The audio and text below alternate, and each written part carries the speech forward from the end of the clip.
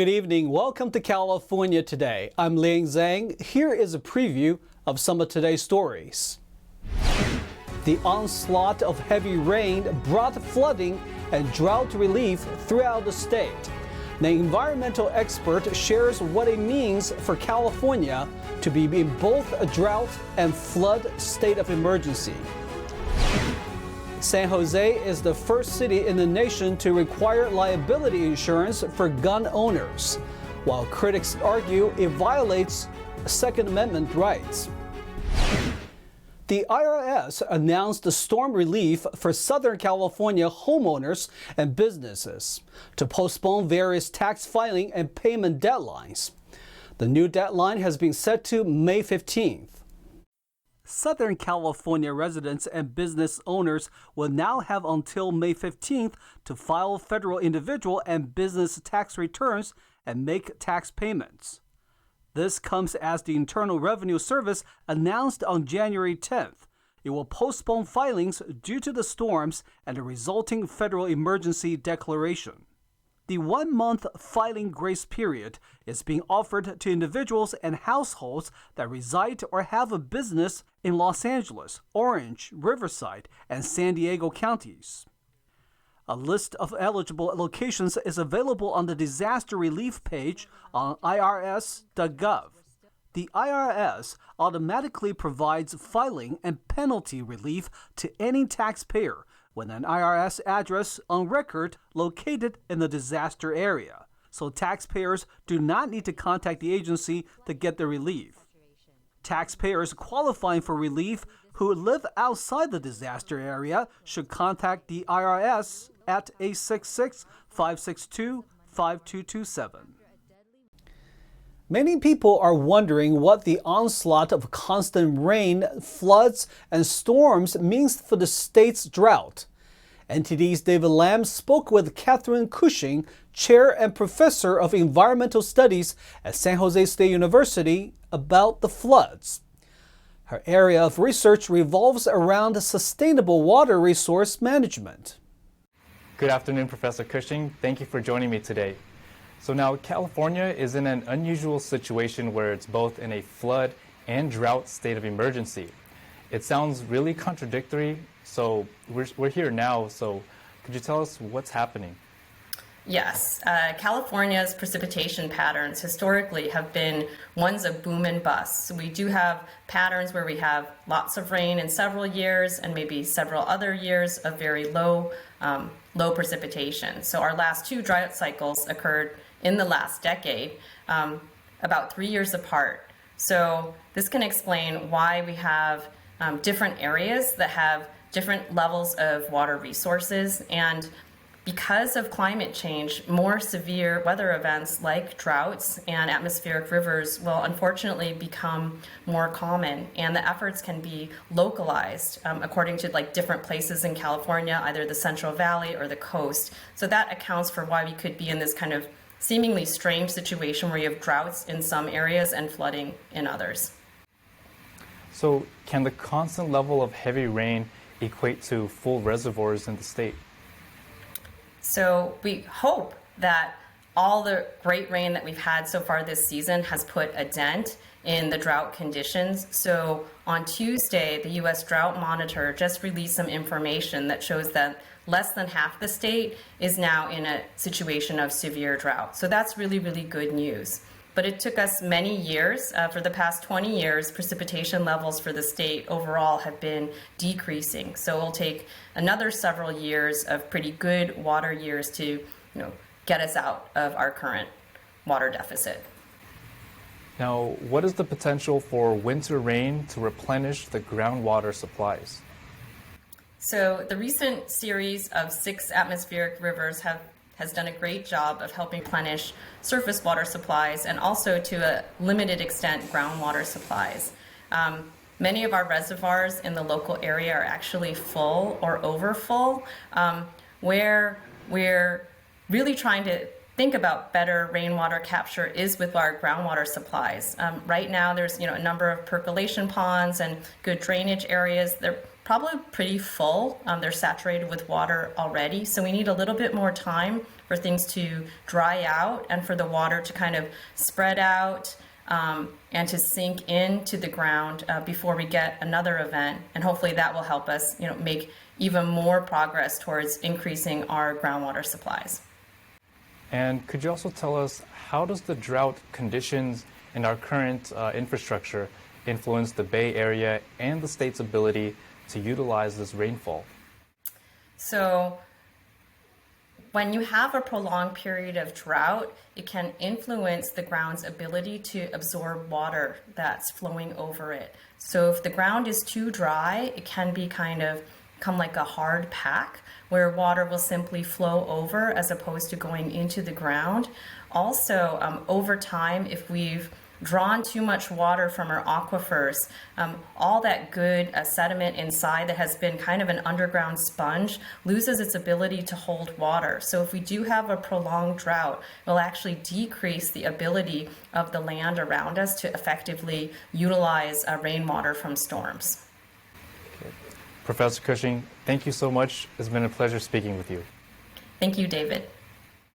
The latest update from the U.S. Drought Monitor shows that almost all of California has been removed from the extreme drought category. As of January 12th, only a tiny portion in Modoc and Siskiyou counties along the Oregon border still show extreme drought. Most of the state now falls under the moderate or severe drought categories. If you live in San Jose and own a gun, you will now need liability insurance. It's the first city in the U.S. to do so. NTD's Eileen Ang has the story. San Jose gun owners are required to carry firearm liability insurance starting this year. It's the first city in the U.S. to do so and is similar to auto insurance. The liability insurance would cover losses or damages resulting from any negligent or accidental use of the firearm, including death, injury, or property damage.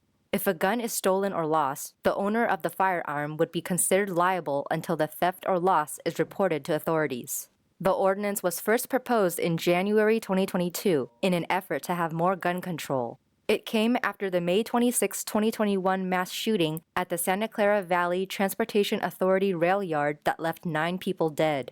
Those who don't insure their weapons would be fined. Critics have long debated gun control laws.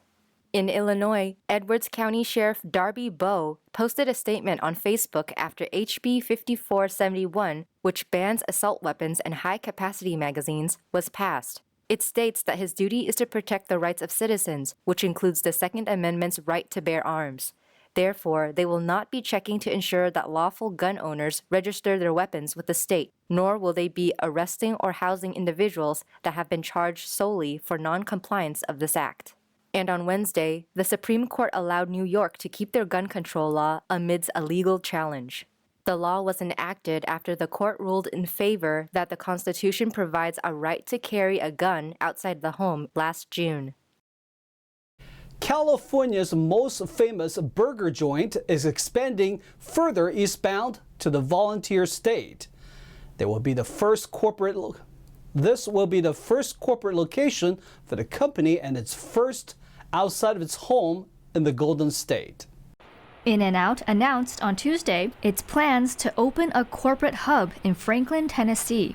Lindsay Snyder, In-N-Out owner and president, said, "We are very excited to provide Tennesseans with our quality burgers, fries, and shakes. This expansion is significant for our company." Tennessee Governor Bill Lee welcomed In-N-Out in a video posted to Twitter. In-N-Out Burger is a great family business that's been operating for decades in this country with a value system and a way of serving their customers that lines up just right here in Tennessee. And it means a lot of opportunity and a lot of jobs for a lot of Tennesseans. We are excited about the opportunity that In-N-Out's going to bring to Tennessee. Plus, we're going to get to have double fries and shakes right here in the great state of Tennessee. Welcome In-N-Out Burger. You're going to love it here. Restaurant locations will open in the Nashville area as early as 2026. These will be the company's easternmost locations. Snyder added, "Our customers are our most important asset at In-N-Out, and we very much look forward to serving them in the years to come and becoming part of the wonderful communities in the Volunteer State." Snyder also shared that the company has received many requests over the years to open locations on the East Coast, all the way to Florida. In-N-Out currently has 385 locations across California, Nevada, Arizona, Utah, Oregon, Colorado, and Texas. We are going to take a short break, but here's a look at what we got for you when we come back. A car that can drive on the road and take to the skies. We'll take a look at this futuristic vehicle which was on display at the tech show in Las Vegas. And the oldest living World War II veteran is celebrating his 105th birthday. For the celebration, he traveled to the World War II Museum in New Orleans. That and more on California Today.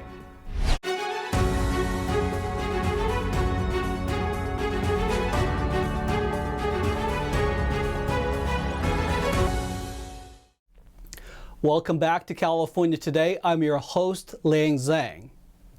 In business news, activist investor Nelson Peltzer on Wednesday mounted a boardroom challenge at Walt Disney. He called it a company in crisis and took aim at several issues. Here's the report. One of Walt Disney's most explosive boardroom battles is shaping up with activist investor Nelson Peltz pitted against Bob Iger, who was brought back as chief executive last month. It's the second time in 6 months an activist shareholder pressured the entertainment giant. Peltz's activist fund, Trian Partners, on Wednesday denounced Disney in a presentation titled Restore the Magic, calling it a company in crisis. A statement said Disney failed at succession planning and criticized its streaming business Disney Plus for being unprofitable, while it asked for more accountability of money management and to reinstate its dividend by the 2025 fiscal year. The fund owns 9.4 million Disney shares, around 0.5% stake, bought days after Disney released lackluster quarterly earnings results. On Wednesday, Disney named Nike veteran Mark Parker as its next chairman and said while its senior leadership and board have engaged with Peltz numerous times the past months, it does not endorse Peltz for a seat on the board of directors. Peltz has overcome big names like Unilever and the burger chain Wendy's in previous proxy fights and won a board seat with Procter & Gamble a few years ago. Disney says it expects Trian to file with the Securities and Exchange Commission on Thursday to elect Peltz for a board seat in opposition to the company's nominees. A father and president of Californians for Equal Rights Foundation questions whether children can read or do basic math. He says California's public education system isn't prioritizing children's education. Frank Hsu, president of the Californians for Equal Rights Foundation, tells California Insider's Siamak Karami that the state's school systems are declining. Hsu says it's partly due to the state's inability to hire talented teachers, recent push for diversity, inclusion, and equity, and what's known as grade inflation. And if we allow that to keep happening, that would be disaster to our next generations and be disaster to the competence of our country. Hsu moved to the United States from China in the mid-2000s and eventually settled in San Diego in 2009. He first became concerned about California's public schools when his daughter's third-grade teacher had difficulty solving a simple math problem during a parent-teacher conference. And the teacher shows us how good my daughter is on the math. And he just tells us, you know, she knows 4 divided by 1 is 4, and 4 divided by 0 is, what is that? And I and my wife were shocked because it's like easy problem, and we knew that 4 divided by 0 is, you know, undefined. And the teacher did not know that. And we could not laugh. We just, okay. And for his then 8th grade son, who was advanced in math, he and his friends would routinely pose questions for their math and physics teachers, believing that the teachers could not answer the questions.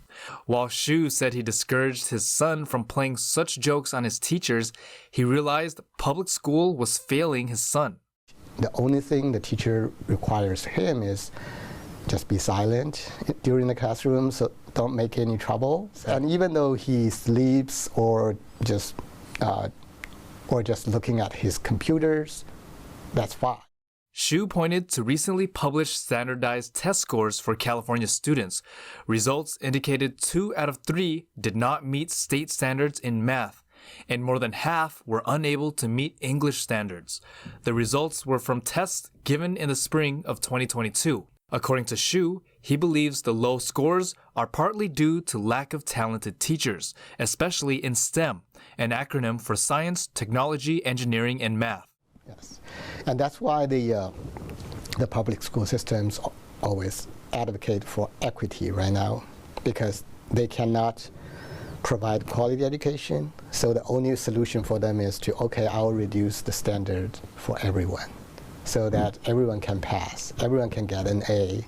But they don't really care if they are, really qualified, or if they really prepared our students for the society, for the workforce. They don't really care now, and that's scary. He said, according to a San Diego high school student, he and his classmates relied on outside tutoring in an effort to pass their advanced placement exam because their teacher only showed videos during class. Xu also questioned educators' belief that teaching ethnic studies in today's classrooms will help students both academically and mentally. The more they push those diversity, equity, and inclusion, the wider the racial gaps in the students' achievements. So we can see that if we compare the scorecard between in 2019 and in 2022. So it's so obvious that it's a failing policy. However, the media, the public school district, they are all for it. And anyone who blames the policy, like me, will be immediately labeled as a bigotry, a hatred, and that just makes me feel appalled. Xu says the quality of teachers is also impacted by the collective bargaining contracts between the school districts and teachers' union. So that makes them very hard to hire good teachers, and very hard to fire bad teachers. So right now, the teachers are paid only because of their seniority and their degrees. And their pay has nothing to do with their performance. He believes in order to improve the quality of education is to have more community members to, quote, expose the current curriculum and what's happening inside the schools to the public. A California-based company unveiled a flying car that seems to have come out of a James Bond movie. It's on display at the CES show in Las Vegas. The company that built the futuristic car says it's one of the first drive and fly vehicles in the world. The Consumer Electronics Show, or CES, has just finished wrapping up in Las Vegas. It is an annual trade show that showcases the latest innovations in technology, bringing 323 companies and over 115 attendees from 174 countries. One of those new innovations comes from the California-based company ASCA. It unveiled the ASCA A5, a vehicle that can drive and fly. The co-founder of ASCA explains some of the advantages. We don't need the terminals. We don't need electrification. We don't need all the what eVTOL need to have taking off. You have to drive to the airport. You have to provide place for people to park. This one is pick you up from your house, drive you to where you can take off. You take off and you fly. The ASCA A5 is the size of an SUV and seats 4 passengers. It's an electric vehicle that can travel by air for up to 250 miles on a single charge. It has wings with 6 rotors that unfold, allowing it to take off vertically, but it can also take off on a runway. I'm super excited about this particular vehicle. I live and work in Silicon Valley, and I actually own a ranch about 100 miles south of Silicon Valley, and it already has a helicopter pad.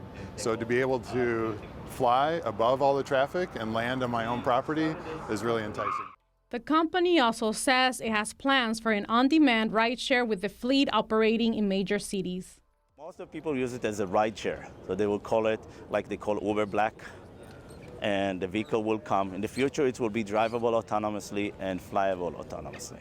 Some people are already looking to buy one. Apple engineer John Lohman has placed a $5,000 pre-order for one of the vehicles. He says he expects to eventually pay an upwards of $700,000. This is like the Jetsons back in the 50s, and we're going to see flying cars in our lifetime. Aska is not the first, they're not the only, but I believe they're the best, and I'm really excited to see this come to fruition. The company expects the vehicle to roll out in 2026. A 105-year-old World War II veteran was honored on his birthday for his service to our nation. He is a California resident and traveled to New Orleans for the big celebration. I'm glad to be alive at this age, 105 years old. Joseph Eskenazi is from Redondo Beach, California. This year, he's celebrating his 105th birthday at the National World War II Museum in New Orleans, Louisiana. Eskenazi will turn 105 on January 30th. He was just 23 years old when the Japanese attacked Pearl Harbor in 1941. This makes him the oldest living veteran from World War II. He was giving a heroic send-off, and when he arrived in New Orleans, fans greeted him at the museum. Well, I just don't even know why. My hand just went up when they asked for volunteers. Nobody else raised their hand because they knew that it meant death. Because they told you never volunteer in the Army. But just the same, I had to do. I did it unconsciously, raised my hand. He was accompanied by 6 other World War II veterans who are all in their 90s. Thanks to the Soaring Valor program, which is dedicated to helping veterans and first responders, the veterans were able to visit the museum built in their honor. We always say this is their museum. This is a World War II Veterans Museum. We exist for them. And being able to have 7 of them here at the same time is just a really special day for all of us. All the veterans in attendance went down memory lane by touring the exhibits in the museum. Exhibits included old sea vessels and aircrafts. It's really quite an honor to be with them, because they really served their country very well. You heard their stories, and I was part of it. The veterans will be sharing their wartime stories, which will be recorded through a historian. The memoirs will be preserved in the museum's archives for future generations to enjoy. That's all we've got for you tonight. We'd like you to join us again on California Today every weekday at 8:30 p.m.